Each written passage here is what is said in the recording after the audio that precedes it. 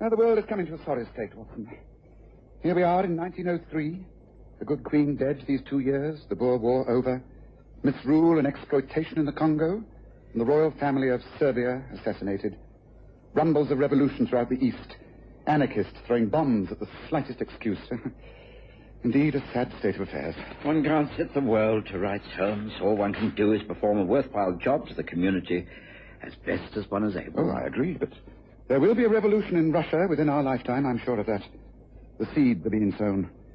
The harvest will be too dreadful to contemplate. But, as you say, we can only do our best, Watson. We can only do our best.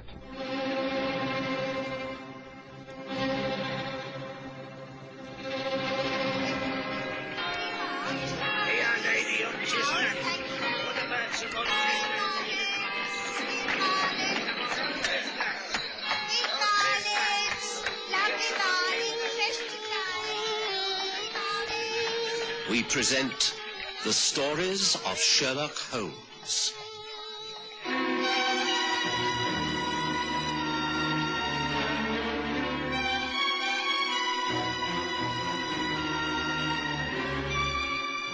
Tonight, Pushkin Papers.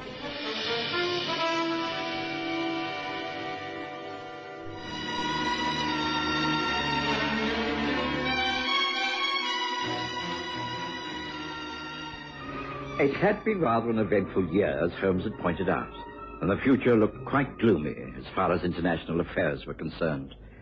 But my practice in St. John's Wood was doing rather well, and I was contentedly married, so I was a happy man. Mary, my wife, had gone up to Cumberland to stay for a few weeks with her aunt, and, as was my practice, I returned to my old rooms at Baker Street. It was like old times to breakfast with Holmes, reading the papers while a cheerful fire crackled in the grate and the rain splattered against the window panes.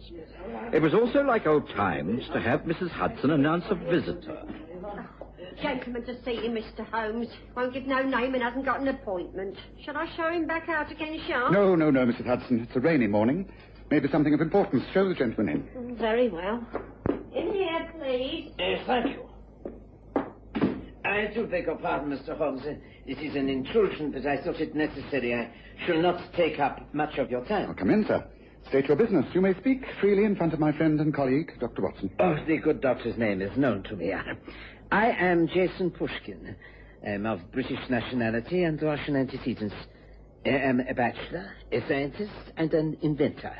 I live at Royston Estates in Gatestone, near Chelmsford. I have a small cottage and workshop in the grounds of my good friend Claude Miller. I understand that you are not only a famous detective, Mr. Holmes, but that you have a brother, Mycroft, who is somewhat attached to the British Foreign Office. Is this correct? That is perfectly correct. If you can state your business as clearly as you have given your background, we shall get along famously. Oh, thank you. I have papers, secret papers, which I can trust to no one. Therefore, I bring them to you. Well, I am flattered, but surely this is taking a great risk. I'm quite unknown to you. Would it not be better to deposit any valuable papers you have in the strong room of a bank? Oh, no. I may wish to get at the papers at any time, to arrange for them to be sent anywhere in the country at a moment's notice, and I do not wish people to know that I regard them as important. I take it that your secret papers are some form of protective weapon which the country may be developing. Chelmsford is the headquarters of the Naval Research College. I need say no more. No, indeed. But tell me, will you undertake this assignment, if one can call it? I shall cooperate to the fullest extent. Then here, in my case... in this envelope is the results of 20 years of work. Guard it with your life, Mr. Holmes. I shall indeed. But now, Mr. Pushkin, tell me who you fear most. I beg your pardon. You asked me to guard your work with my life. No doubt you are prepared to do the same. But you fear someone will be prepared to kill you in order to get the contents of this envelope? Otherwise, why get rid of it? Whom do you fear? I wish I could answer that. If I could, I should go to the police or one of the branches of government security. I do not know. But there is an organization at work in this country. It is known only as the Red Secession.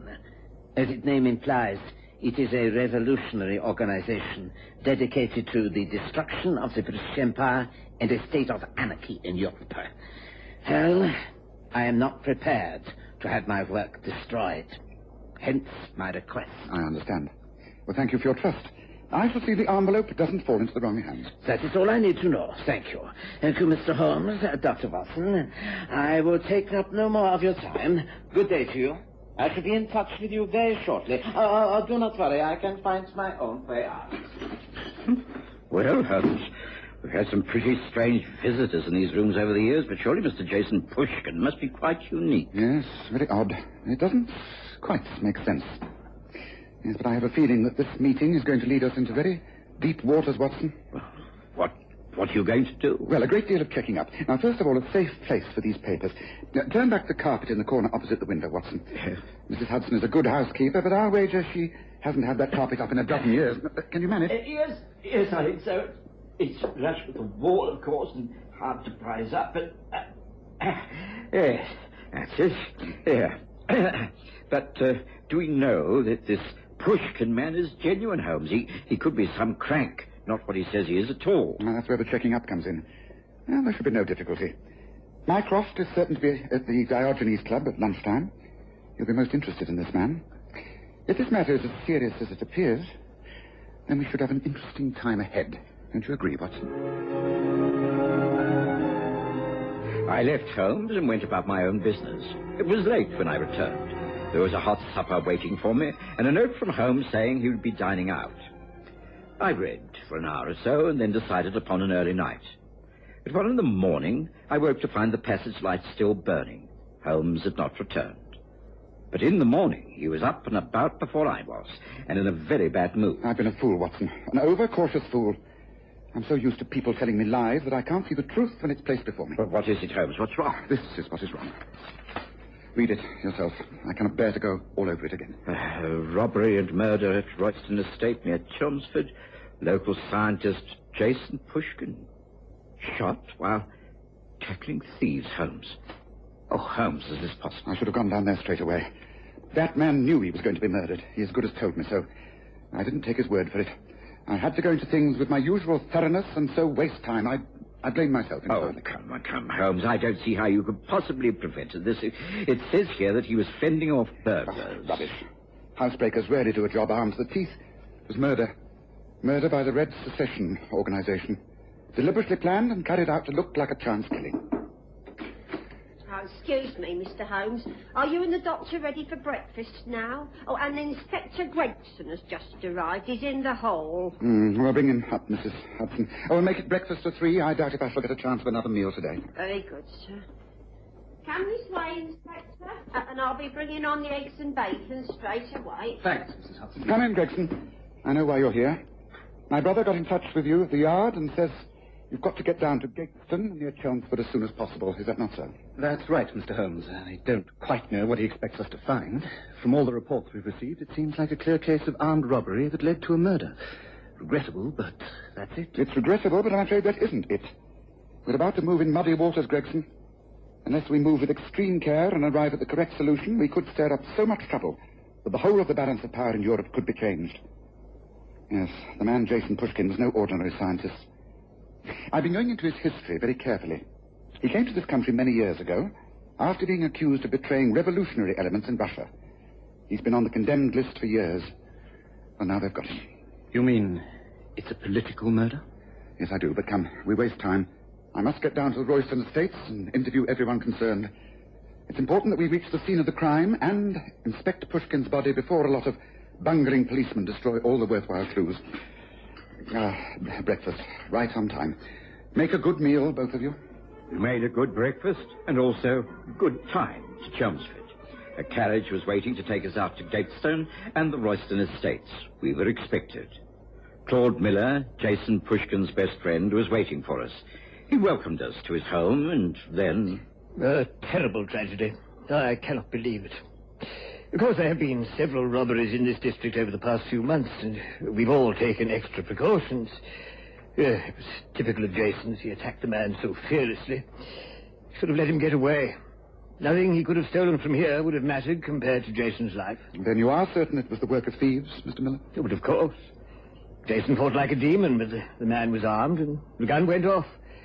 There's no doubt about how it happened or when it happened. It was exactly 5 minutes past 10 last night. I was going to bed. I heard cries from the garden.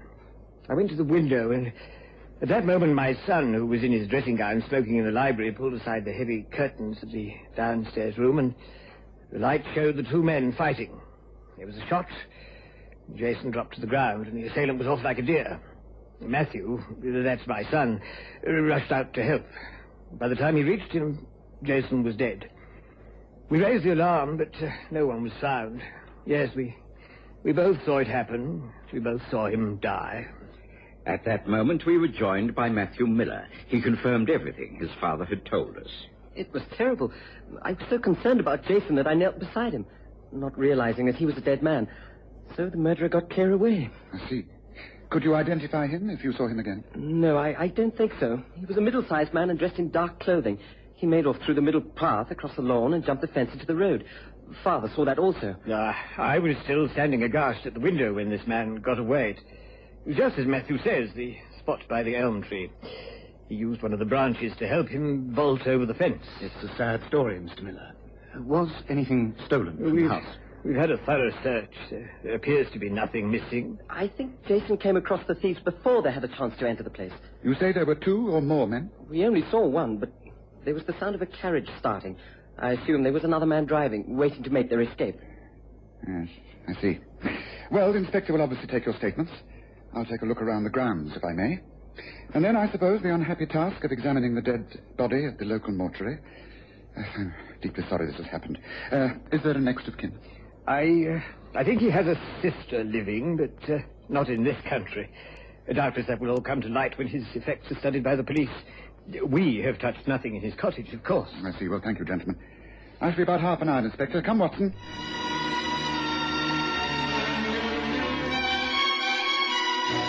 For about the next 35 minutes, Holmes went over the drive and gardens with his usual thoroughness. Eventually, out in the road, he gave an expression of satisfaction and demanded that the inspector be called and a visit made to the mortuary. There, his time of examination was even shorter. And within the hour, we were back at the railway station and just in time to take the return train to London. Well, Mr. Holmes, have you reached any conclusion? Oh, yes. It's an extremely obvious case.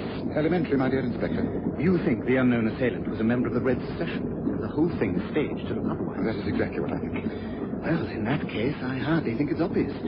It means we're looking for an assassin who will immediately disappear into thin air, almost certainly to get away from the country as speedily as possible. Oh, I don't think so. No, I don't think that at all. Look, I shall pose two questions to you. Ponder on them, because they will prove the key to the mystery. One is, why? If it was an anarchist bent on revenge, why was a bomb not used? Now, this is traditional. And the second is, why rob the house and not the cottage? Well, I don't know. You, Watson? Well, neither do I, but I do know one thing. Whoever killed Pushkin must have been after those papers, and therefore I think we can... Yes, Doctor? You were saying? Yes, well, I think Watson means we shall expect even more trouble. If I may make a guess, and I loathe guessing, I should say the next development will take place about breakfast time tomorrow. But we shan't ask you to join us, Inspector. We'll be in touch later. And that is all we could get out of Holmes during that journey. Or, for that matter, that day. The next morning dawned bright and clear, and I was up and about early. So was Holmes. And when Mrs. Hudson brought in the breakfast, she also carried a small parcel on the tray. There we are, just as you like it. Sausages, kidneys and bacon, and kedgeree, just to make a change. Oh, and this came for you, Mr. Holmes, special delivery. Oh, thank you, Mrs. Hudson. Please place the breakfast on the sideboard and the parcel on the table. Yes, now, Watson, what do you make of this? Yes, I know. Yes, the time is just a few minutes to 8 o'clock. My habits are well known. We sit down to breakfast at 8 sharp, but not, I think, this morning, Watson. Listen.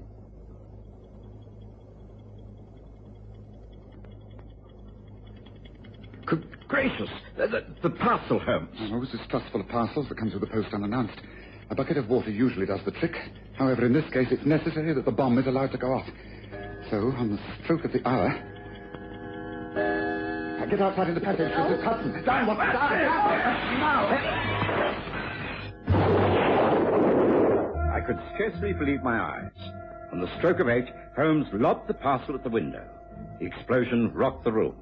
Mrs. Hudson nearly fainted away in the passage. A lot of glass flew about the place, but neither Holmes nor I was injured. However, Holmes immediately gasped out. Get a carriage ambulance at once, Watson. Oh, heavens, Jones. Are you hurt? Oh, it is terrible. Just look at the window. Holmes, we don't need an ambulance, surely. Yes, we do, Watson. It's most important that whoever sent me that bomb thinks he's been successful. I wish to be taken to Paddington Hospital immediately, and I rely upon your quiet, Mrs. Hudson. And give out to the newspapers that I have been most grievously injured. I rely upon you. Right. Now, come now, not a moment to lose. The whole neighborhood will be here within a few seconds. It was all arranged as Holmes ordered. The ambulance men carried his still form out on a stretcher. And an hour later, I gave the sensational news to the London press. Mrs. Hudson, of course, had to be sworn to secrecy. But once she knew Holmes was perfectly all right, she entered into the spirit of the thing with alarming enthusiasm. By the late afternoon, she was completely absorbed in her role. Been crying me eyes out in front of the neighbours, I have, describing the blood and mangled remains on the carpet. Oh, I really should have been an actress, you know. Wasted talent. Oh, by the way, a telegram's arrived for you. I've got it here in the pocket of my apron. Oh, thank you. Oh, good gracious me, this is terrible. Oh, not more bad news, I hope. Oh, my wife, she's taken ill in Cumberland. I have to leave immediately. Sure enough. Holmes. I'm glad I got here in time. Oh, Holmes. Pray excuse my garb. It was essential to enter the building incognito. Hence the work clothes. I've come to inspect the damage to the window. Now, look here, Holmes. This has gone on long enough. I've just had this telegram from Mary. She's been taken ill and needs me. Why not check on it first, Watson?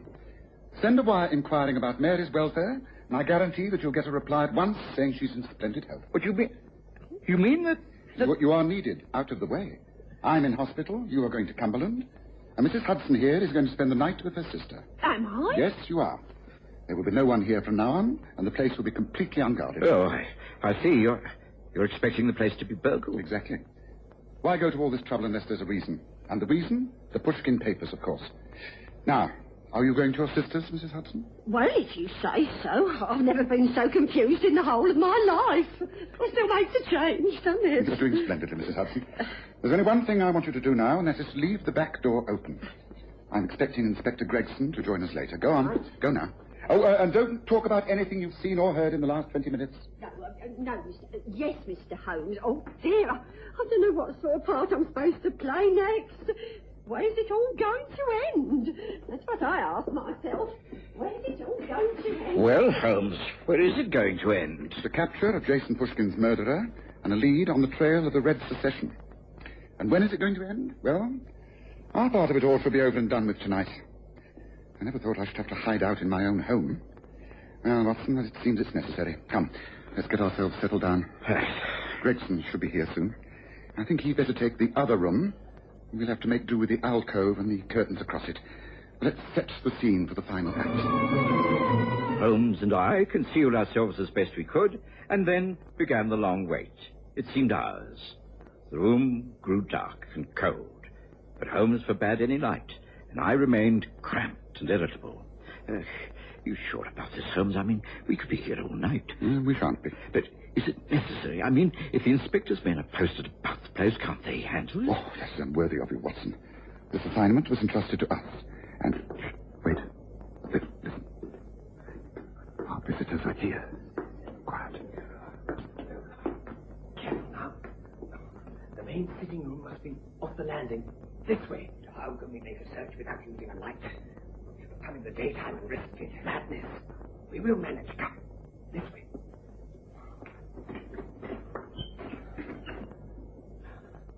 I have the lantern. This is the room. The window has been boarded up. Good. Then we can risk more light. The gas, perhaps. Here, the lamp on the table. You take the desk, the drawers. I'll try the safe. Holmes would never use such an obvious place. The pans will be in a flat envelope. Let's get the floor coverings up, the carpets. Come on, over here first. It's not there, Miller. What? Place your hands above your heads, both of you. No, thank you. You won't get us like that. No, the lamp. After Watson.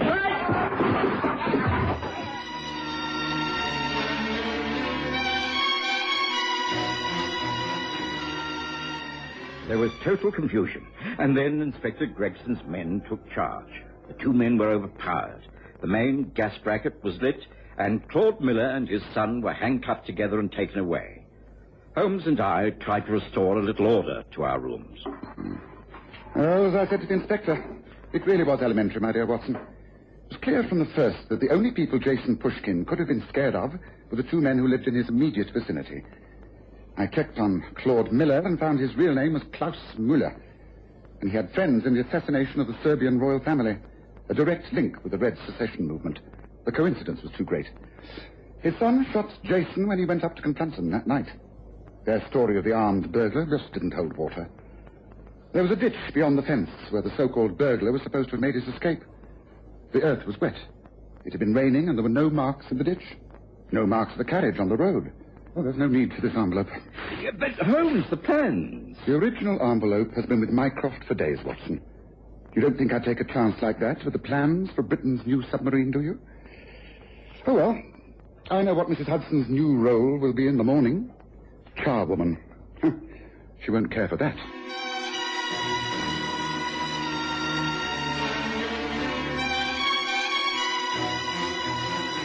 Listen again next Sunday to The Stories of Sherlock Holmes, with Graham Armitage as Holmes and Kerry Jordan as Dr. Watson.